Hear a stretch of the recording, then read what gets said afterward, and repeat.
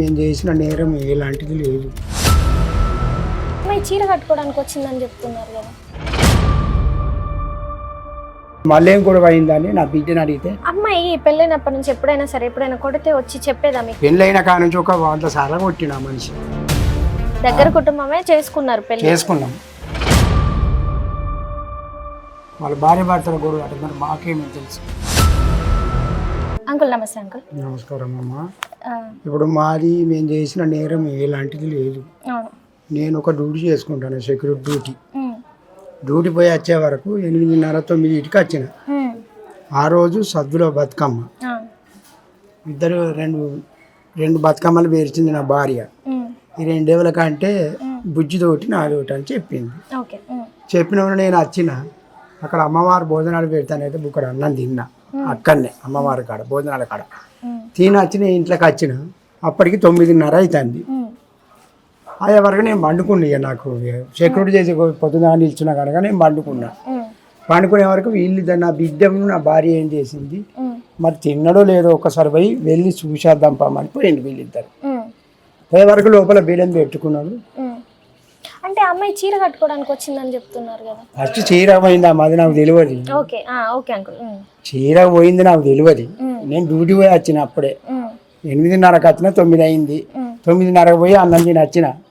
చీర పోయింది, మళ్ళీ ఏం గొడవ అయిందని నా బిడ్డని అడిగితే ఇట్లా కొట్టినాడు చేసినాడు. మరి ఎందుకు కొట్టిండని దయానికి కూడా నేను అడగలే. అమ్మాయి పెళ్ళైనప్పటి నుంచి ఎప్పుడైనా సరే ఎప్పుడైనా కొడితే వచ్చి చెప్పేదా మీకు? షేర్ చేసి మాకు చెప్పకపోయేది. ఈ అమ్మాయి కూడా చెప్పకపోయేది. పెళ్ళైన కాడ నుంచి ఒక 100 సార్లు కొట్టిన మనిషి. అదే అదే వింటున్నాం, అమ్మాయి చెప్తుంది. 100 సార్లు కొట్టిండు, కట్టిది కదా కొట్టిండు నా బిడ్డను. అట్లా కూడా కానీ నా కొడుకులు కానీ మేము కానీ ఏమట్లా అయినాడు. భార్య భర్తల గొడవలు ఎన్నో ఏమో వస్తాయి కావచ్చు. దాంట్లోకి మనం ఇన్వాల్వ్ అవడేందుకు అని మేము సపరేట్ కూకున్నాం. అంటే మీరు కూడా ఎన్నిసార్లు కొట్టిందని తెలిసినాక ఎందుకు మందలించలేదు? ఒకసారి పోయినాం. నా బిడ్డ ఏం చేసింది, ఒకసారి పోలీస్ కేసు చేసింది. 3 నెలల క్రితం 3 నెలల క్రితం పోలీస్ కేసు చేసింది. అంటే పోలీస్ కేసు పెట్టక ముందుకు మీకు చెప్పినప్పుడు ఊకోమ్మా మేము మాట్లాడతాం, నువ్వు ఎందుకు అంత మాట్లాడతామని మేము అన్నామని గట్ల కాదు ఇట్లా కాదు.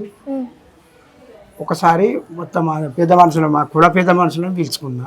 ఊరు నుంచి పిలుచుకున్నారా? హైదరాబాద్ లేదు, ఇక్కడనే ఉంటాడు. ఇప్పుడు కనకాయ అన్నట్టు ఆయన ఇప్పుడు మాట్లాడింది చూడు, ఆమె భర్తే. పిలితే మరి ఇట్లా మాట్లాడు కనకాయ, మరి ఇట్లా సంగతి వీళ్ళకు జరుగుతుంది. మరి వాళ్ళ భార్య భర్తల గొడవ అంటే మరి మాకేమేమి తెలుసు. నువ్వు మాట్లాడమంటే నా బిడ్డ పోయి కేసు పెట్టింది. కేసు పెడితే ఇట్లా కొడతాడు అని కేసు పెట్టే వరకు అక్కడ నుంచి వాళ్ళ తల్లిదండ్రులు అత్తిండ్రు, మేము పోయినాం. మేము పోయే వరకు మళ్ళీ ఇక సరే కులంలో మాట్లాడుకోకపోతే మా వాళ్ళు అన్నారు, కులంలో మాట్లాడుకోండి, ఇంటికాడ ఏ విషయం ఉన్నా కానీ అక్కడ మాట్లాడుకోండి.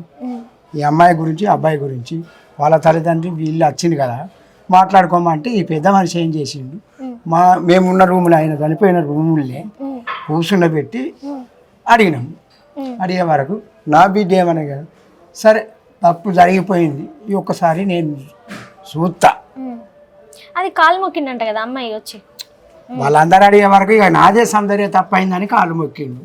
అందరి ముంగట్నే, వాళ్ళ తల్లిదండ్రులు ఉండంగా మేము ఉండంగా అందరి ముంగట్నే కాలు మొక్కిండు. అయ్యో మంచిగా బ్రతికారు కావచ్చు అని మేము సప్పుడే కూకున్నాం. అమ్మ అంటే ఆ వీడియో చేసి చచ్చిపోయినప్పుడు ఇల్లరికం వచ్చినప్పుడు ఉంది, ఇల్లరికం లేదమ్మా. మేమేందుకు, నాకు 2 కొడుకులు ఉన్నారు. నేను ఇల్లరికం వచ్చింది అన్నట్లే, ఇల్లరికం వచ్చినట్టు అయిపోయింది నా బతికిడా, ఎవ్వరు లేరు అందరు. అది అయినా చెప్పుకున్నాడు, మేము కాదు అన్నది అయినా చెప్పుకున్నాడు. కానీ మేము ఇల్లరికం తీసుకురాలి. నాకు 2 కొడుకులు ఉన్నారు, చిన్నోడు ఉన్నాడు, పెద్దోడు ఉన్నాడు. మేము ఇల్లరికం అని కాదు పెళ్లి చేసినాం. వాళ్ళేం దూరపోళ్ళు కాదు, వాళ్ళు సొంత దగ్గర వాళ్ళే.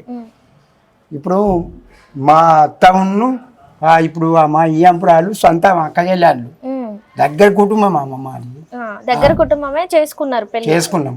ఏం మంచిగా భద్రత నా బిడ్డని చేసినాం. కానీ ఇట్లా జరుగుతుంది. ఇక్కడికి వస్తుండేనా అప్పుడప్పుడు ఆయన రాజు? ఆయన రాపోయేది అస్సలు. ఇప్పుడు తినడానికి కానీ లేదంటే అత్త మామని పలకరిస్తాను. పండుగ ఏదైనా పండుగలు అయితే నేను నా బిడ్డను నా అల్లుని తీసుకొచ్చుకొని అర్చుకునేవాడిని. నేను తినబెడుతూ ఇంత మందు తాగబెడుతూ పోయేది అంతే. ఇంకంతే. మందు అలవాటు ఉందా బాగా రాజుకి?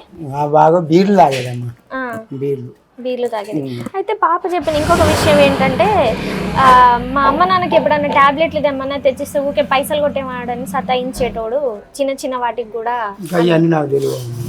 నేను చెప్పేది కరెక్ట్ చెప్తాను నేను. అంతే. అవన్నీ విషయాలు నాకు తెలివై. ఉమ్, నేనేందో నా డ్యూటీ ఏందో నేనేందో ఇక్కడ మీ టిఫిన్ పెట్టుకొని పోయి 8 గంటలకు పోయేటోడిని. ఉమ్. అయితే ఈ ఇంట్లో జరిగే విషయాలు నాకు తెలియదు. అవును, నీకు తెలియదు పాపం, పొద్దున పోతే సాయంత్రం వస్తున్నారు. అయితే ఇంకొక విషయం ఏంటంటే అక్కడ వాళ్ళు మీ చుట్టాలు ఎవరైతే వాళ్ళు ఉన్నారో వాళ్ళు చెప్తున్నారు ఫస్ట్ పెద్ద అబ్బాయికి ఇస్తాము తర్వాత చేసుకొని అన్నది అని అన్నారు. ఎందుకు చేసుకొని అన్నారు? అట్లా కాదమ్మా, ఫస్ట్ పెద్ద అబ్బాయి కానీ వాళ్ళు మాట్లాడింది. నా బిడ్డ ఏం చేసింది, నాకు నేను చేసుకోను, నాకు ఇష్టం లేదని చెప్పింది ఆల్రెడీ. అంటే ఎందుకని? ఏమో ఇవాళ మర్మం నాకేం తెలుసు. చేసుకోను అన్నది. చేసుకోను అన్నామని ఈ అబ్బాయి నా బిడ్డ పడి కాలు మొక్కి సౌందర్య నేను చేసుకుంటా,